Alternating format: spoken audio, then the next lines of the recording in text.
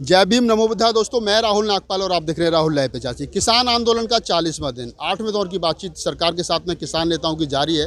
60 किसानों की अब तक मौत हो चुकी है इस आंदोलन में। पहली बार आज़ाद भारत में इतना लंबा आंदोलन किसानों का सरकार के साथ चला है।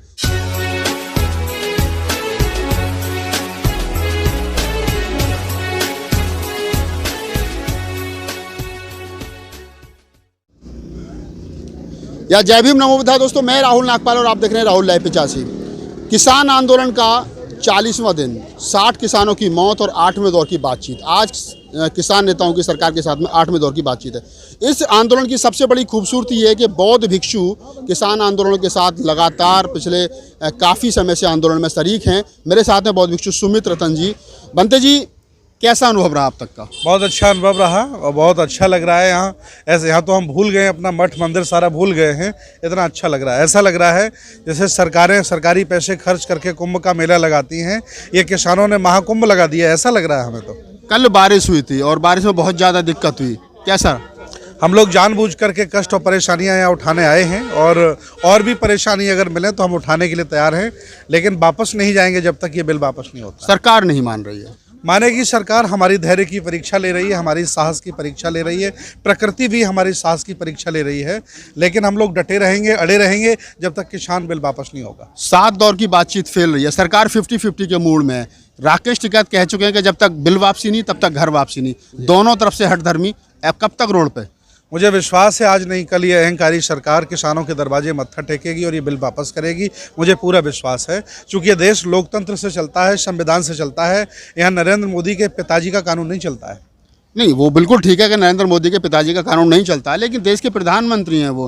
और पहले व्यापारी जो हैं उनके संपर्क में अपना सारी तैयारी कर चुके हैं। बिल आ चुका है, बड़े बड़े टैंकर गोदाम बन चुके हैं। और ऐसे में बिल वापस लेना, अगर सरकार बिल वापस लेती है तो वो कहीं ना कहीं व्यापारियों के निशाने पर आ जाएंगे। देखिए, अगर बिल वापस नहीं लेते हैं तो एक बार को बड़ा व्यक्ति झेल भी लेगा परेशानी, लेकिन मतलब अगर वो वापस ले लेते हैं तो बहुत अच्छी बात है, किसानों को फ़ायदा होगा। अगर वो नहीं लेते हैं तो जो बड़े लोग हैं उनको बहुत फ़ायदा होगा।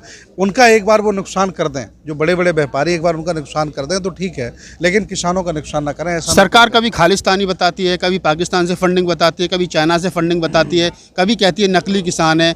मतलब सरकार स्पष्ट नहीं कर पा रही है उसको किस तरीके से, मतलब आपको हर बार वो जो किसानों का जो मॉरल है उसको डाउन करने की कोशिश कर रही है। ऐसा पहली बार नहीं हुआ है देश में। जब भी आंदोलन हुए हैं तो सरकारों ने आरोप लगाए हैं, वो आरोप निराधार हैं। ये पाकिस्तान की फंडिंग की बात करते हैं। पाकिस्तान के लोग भूखों मर रहे हैं, उनके पास खुद खाने के लिए नहीं है।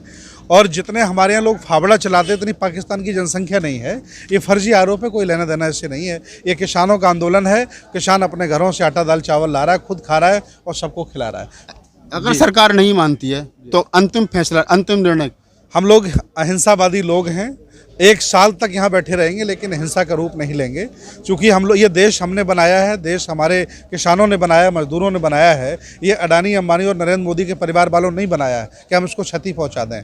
हम लोकतांत्रिक तरीके से अपने हकों की लड़ाई लड़ते रहेंगे। जब तक ये बिल वापस नहीं होता हम संघर्ष करते रहेंगे। 24 घंटे का बौद्ध भिक्षुओं द्वारा अनशन, किसानों के समर्थन में मंच पर बौद्ध भिक्षु बैठे हैं, अनशन कर रहे हैं। ये निर्णय, इससे क्या फ़र्क पड़ेगा? एक्चुअली तथागत भगवान बुद्ध अहिंसावादी थे। उन्होंने कभी नहीं कहा किसी को नुकसान पहुंचाओ। इस सरकार को हम संदेश देना चाहते हैं कि हम अहिंसावादी लोग लोकतंत्र की परिभाषा में आ गए हैं और आंदोलन की परिभाषा कर रहे हैं। आज हम स्वयं, हमारे बौद्ध भिक्षु 11 जो हमारा क्रमिक अनशन का जो क्रम चल रहा है, उसमें आज 24 घंटे की भूख हड़ताल पर बैठे हैं। ये सरकार को दिखाना चाहते हैं कि आपको शर्म आनी चाहिए, शर्म आनी चाहिए।